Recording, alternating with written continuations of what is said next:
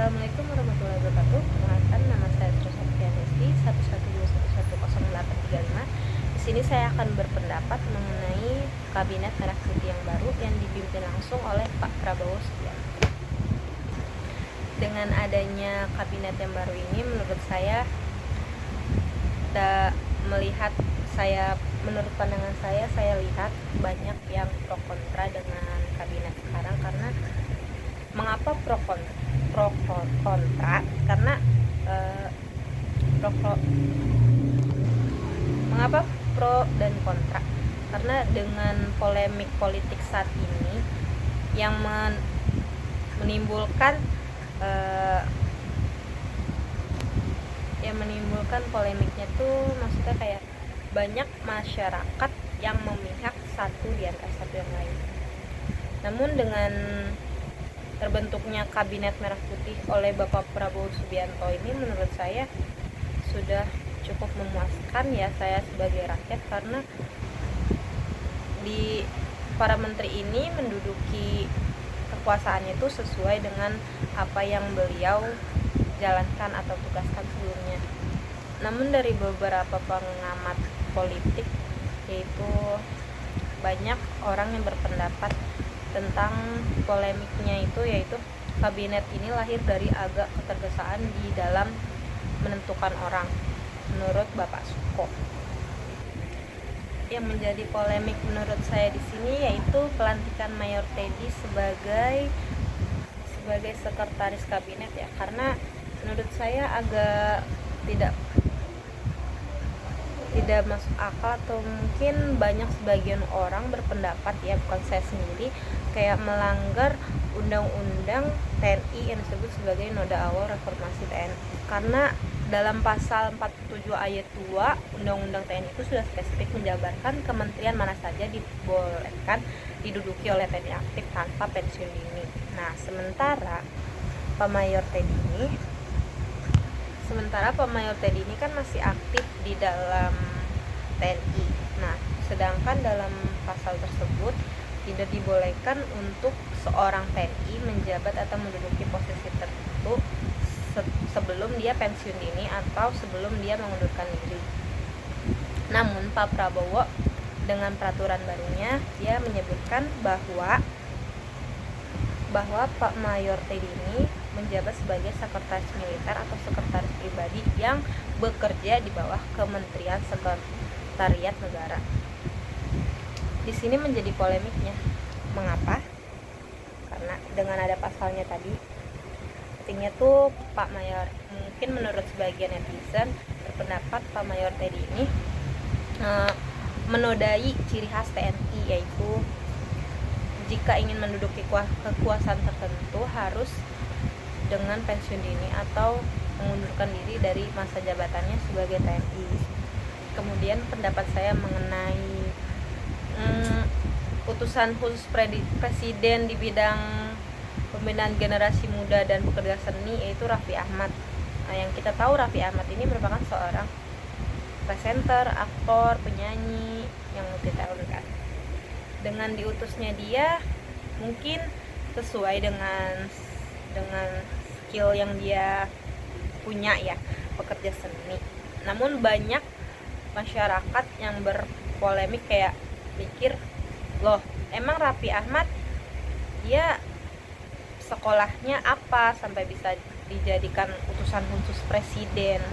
Karena beliau kan sangat aktif ya di dalam waktu pas Pak Prabowo masih sangat aktif ya di dalam kampanye Pak Presiden. Mungkin sebagian netizen yang berpikirannya kurang kritis ya, atau kayak terhasut oleh orang-orang lain gitu, oleh komentar-komentar yang dia baca di melalui akun media sosial, tuh berpikir kayak seorang Raffi Ahmad, aktor, presenter, apa karena cuman gara-gara dia ikut kampanye saja jadi dia bisa menjadi utusan khusus presiden, atau adakah hal lain yang bisa dia beri untuk negara gitu kan. Namun saya berpendapat untuk Kementerian Pendidikan yang terbaru ini, di mana berita yang tersebar banyak generasi Z ini yang mengeluh tentang pendidikan saat ini kan di era pemerintahan Jokowi, yaitu dengan adanya sistem zonasi, lalu dengan adanya dihapuskannya UN. Menurut saya itu sangat miris sekali ya, karena generasi bangsa saat ini ditanya untuk masalah MPR, kepanjangan dari MPR saja tidak tahu gitu kan. Namun dengan kementerian baru saat ini, Kementerian Pendidikan, yaitu Bapak Abdul Muhyiddin, dia akan meregeneralisasikan lagi kembali UN dan wajib belajar 13 tahun. Jadi banyak orang yang setuju dan tidak setuju dengan adanya peraturan baru dari pemerintahan pendidikan ini. Setuju dan tidak setujunya itu kan hak masyarakat ya, karena dari rakyat untuk rakyat. Namun menurut saya sendiri sebagai mahasiswa, saya sangat setuju dengan keputusan Bapak Menteri yang baru, karena menurut saya dengan adanya UN menjadikan kita masyarakat ini berpikir bagaimana caranya agar kita dapat lulus sekolah tanpa harus diluluskan, tapi kita lulus dengan cara kita sendiri, dengan proses. Dengan kabinet sebelumnya, mohon maaf, kita kan tidak kayak berpendapat kayak nggak usah belajar ntar lulus juga gitu kan. Jadi kayak sekolah ini dianggap main-main gitu, kayak ya udah lu sekolah aja gitu, ibaratnya bahasa kasarnya ya, mohon maaf Bapak, ya udah lu sekolah aja, tapi yang ntar juga dilulusin sama guru gitu, nilai juga gampang nanti, yang penting ngerjain tugas aja terus-terusan absen gitu. Menurut saya tidak setuju ya, karena saya merasakan sendiri ya, zamannya saya masih UN pas SMP, saya merasakan jadi masyarakat tuh jadi murid yang mampu berusaha itu kayak bukan hanya di soal pelajaran aja. Kayak misalnya kita sebelum UN itu kayak minta maaf kepada orang tua kita biar dilancarkan segalanya, biar dapat sekolah nanti SMA yang bagus gitu. Kayak kita berserah diri kepada Allah. Tapi dengan melihat zaman sekarang yang kayak tidak ada UN, tidak ada ujian kayak gitu-gitu, saya melihat kayak masyarakat cuek dengan pendidikan gitu, karena berpikirnya tuh tidak ada wajib belajarnya. Jadi kayak berpikirnya tuh sekolah untuk tempat main, bukan untuk belajar gitu. Dengan peraturan menteri yang baru, menurut saya setuju sekali dengan diadakannya UN, karena UN tuh membuat anak murid tuh mampu berpikir cerdas gitu dari dini. Karena saya sebagai generasi Gen Z juga ya, merasa kayak melihat adik saya, ponakan saya tanya tentang pelajaran-pelajaran yang mereka dapat apa gitu kan, yang mereka tahu apa. Karena sekarang kan memang zamannya serba canggih, namun masyarakat jadi malas untuk berpikir, malas berpendapat kayak seperti ini gitu kan. Tugas seperti ini tuh menurut saya bagus, karena kita dapat berpikir jernih gitu loh, apalagi tentang politik ya, politik yang bakalan nantinya akan merubah kita gitu. Karena dari pemerintah, kita dari rakyat untuk rakyat, seperti itu. Dengan keputusan menteri yang pendidikan yang baru ini, menurut saya bagus dan saya setuju sebagai rakyat ya, karena itu untuk kita bakal bisa berpikir jelas, jernih, dan kita mampu berusaha buat belajar tanpa lulus yang diluluskan, seperti itu. Lalu bagaimana dengan para menteri yang dulunya terkenal dengan tragedi kekerasan 1998, yaitu Bapak Yusril Izzah Mahendra. Saya belum lihat lengkap jelasnya, namun saya membaca dari komentar-komentar yang di sosmed ya banyak yang gak setuju. Kenapa gitu seorang dilihat dari wawancara Pak Yusril dengan wartawan tentang tragedi 98 itu, dia bilang katanya tragedi 98 itu tidak termasuk genocide. Lihat dari situ, dia sebagai Menteri HAM kan ya, harusnya dia orang yang lebih paham tentang itu ya. Namun Pak Prabowo mengutus dia sebagai Menteri HAM itu menjadi polemik, mencuat di kalangan masyarakat. Karena apa ya, kita lihat, kita pikir saja dengan kepala kita sendiri gitu ya. Tragedi 98, hancuran Indonesia mungkin ya bisa dibilang seperti itu, dimana banyak rakyat yang hilang, rakyat yang meninggal yang tidak jelas, banyak masyarakat yang merugi akibat kerusakan. Dan Bapak Menteri ini berbicara kalau tragedi 98 itu tidak termasuk genocide. Karena genocide itu kan kayak kehancuran ya, seperti itu. Di situ muncul polemik karena genocide ini kan termasuk pelanggaran HAM ya kalau menurut hukum. Namun Bapak Yusril ini sebagai orang yang paham, orang yang ibaratnya dia mengerti, dia bilang itu enggak. Itu yang bikin masyarakat tuh agak ragu dengan nantinya kerjanya Pak Yusril ini ya sebagai Kementerian HAM dan Hukum, karena dinilai cukup. Di sini langsung masyarakat menilai Pak Prabowo ini sangat tergesa-gesa mencari kabinet merah putihnya tanpa dilihat dulu latar belakangnya. Banyak yang bilang seperti itu. Namun menurut saya mungkin ada maksud lain ya, karena Pak Prabowo ini kan ibaratnya latar belakangnya juga sebagai jenderal ya, atau bisa dibilang orang yang sangat tegas dan berpikir kritis kan.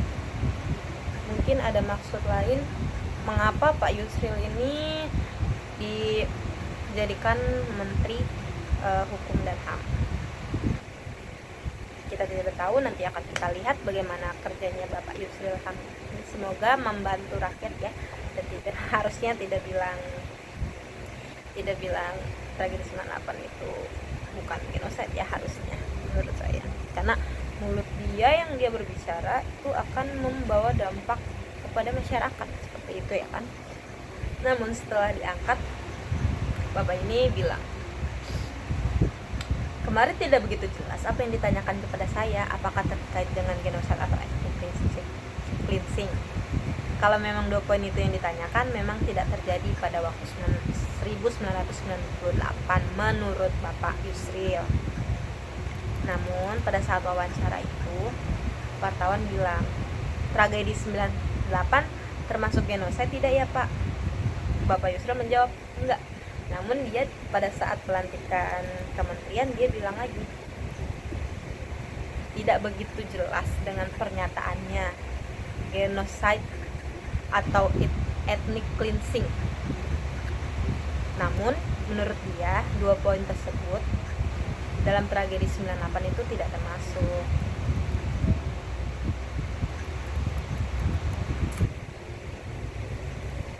Lalu bagaimana dengan para aktivis yang hilang, Bapak? Oh iya, dengan berita yang viral lagi sekarang, Menteri Perindustrian, mohon maaf saya salah, tentang perilisan iPhone 16 yang tidak boleh atau diilegalkan oleh menteri. Sedang ramai sampai masuk ke berita Korea Selatan, Jepang, Cina dan lain-lain. Mengapa? Menurut saya ini strategi Bapak Menteri Perindustrian untuk soal mungkin terkait dengan iPhone 16 ini kan iPhone ini kan sangat diburu oleh masyarakat Indonesia yang sangat FOMO ya. Lalu mengapa dilegalkan? Karena menurut Menteri Perindustrian ini ilegal karena perusahaan Apple tidak menyetujui, belum mengantongi nilai tingkat komponen dalam negeri 40%. Jadi pihak Apple ini masih belum bekerja sama ya, maksudnya bekerja sama sepenuhnya dengan perindustrian di Indonesia. Jadi di tanah air menurut Menteri Perindustrian jadi dilegalkan. Mungkin menurut saya ini strategi ya, karena iPhone sendiri kan bisa dibilang barang mewah. Mungkin ini untuk apalagi iPhone sangat digencarkan di Indonesia ya kan. Jadi menurut saya strateginya tuh, mengapa saya bilang strategi, karena strateginya tuh kayak menarik perusahaan Apple untuk mau membuka cabang atau membuka perusahaannya di Indonesia. Jadi kita barangnya kita dapat murah, lalu kita dapat pekerja banyak pekerja nanti yang bisa bekerja di perusahaan Apple. Menurut saya itu strategi marketingnya Bapak Menteri Perindustrian. Menurut saya good job Bapak. Lalu bagaimana dengan para selebgram yang sudah beli mahal-mahal iPhone 16? Bapak Perindustrian yang baik dan bijaksana ini akan memperlambat proses penerbitan emailnya.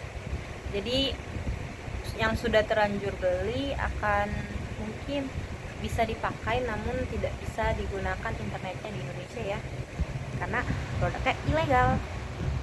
Oh iya, yang terakhir ada gebrakan baru dari Bapak Presiden, yaitu wajib militer para menteri kabinet. Dan yang lebih kagetnya lagi, oleh Bapak Presiden kita yang sangat baik hati dan terhormat ini, beliau mendonasikan hartanya untuk membiayai seluruh proses wamil para menteri. Menurut saya ini sangat bagus ya, karena beliau kan emang sebelumnya titelnya latar belakangnya itu kan TNI ya. Jadi kayak emang wajib aja sih kementerian ini diuji dari situ untuk melatih fisik, mental, segala macamnya menghadapi dengan kekuasaannya yang dia pegang ya kan. Oh iya, saya baru baca tujuan Pak Prabowo untuk mengadakan wamil itu, dia mengatakan telah mengambil sikap untuk menjunjung tinggi persatuan dengan merangkul semua kekuatan lewat cara wamil. Wow, pikirannya sangat amazed dan profesional. Karena apa ya, emang untuk mengumpulkan semuanya itu ya emang harus ada prosesnya itu wamil. Menurut saya keren, sangat amazed dengan program Pak Prabowo yang baru ini untuk para menterinya. Kalau bisa untuk rakyatnya juga boleh ya Bapak. Terakhir dari saya tentang kementerian ini, menurut saya banyak menteri yang sesuai dengan jurusannya ya, ibaratnya kalau dibilang dengan bahasa yang dimengerti. Karena Pak Prabowo ini mengambil para menteri-menterinya ini sesuai dengan latar belakangnya masing-masing, namun banyak juga pro dan kontra mengenai itu. Jadi kita doakan saja untuk para menteri ini dapat bekerja dengan baik untuk rakyat, dari rakyat untuk rakyat, apalagi sudah disumpah oleh Al-Quran ya kan, untuk menjalankan tugasnya. Oh iya, dengan Menteri Perekonomian Bu Sri Mulyani, saya sangat kagumi. Berpuluh-puluh tahun menjadi menteri untuk Indonesia, lalu sekarang biasanya di bawah kementerian itu dia harus lapor dulu kan. Dengan keputusan baru Presiden, Menteri Perekonomian harus melapor langsung ke jajaran Presiden. Itu menurut saya Pak Presiden keren sekali sih, karena sangat tegas dan sangat bijaksana juga. Walaupun banyak hujatan dari sana sini, saya doakan dengan adanya periode Pak Prabowo sekarang menuntun kita menjadi generasi emas yang seperti dijanjikan. Lalu itu saja dari saya. Mohon maaf bila ada salah kata, kurang lebihnya mohon dimaafkan. Wassalamualaikum warahmatullahi wabarakatuh. Terima kasih.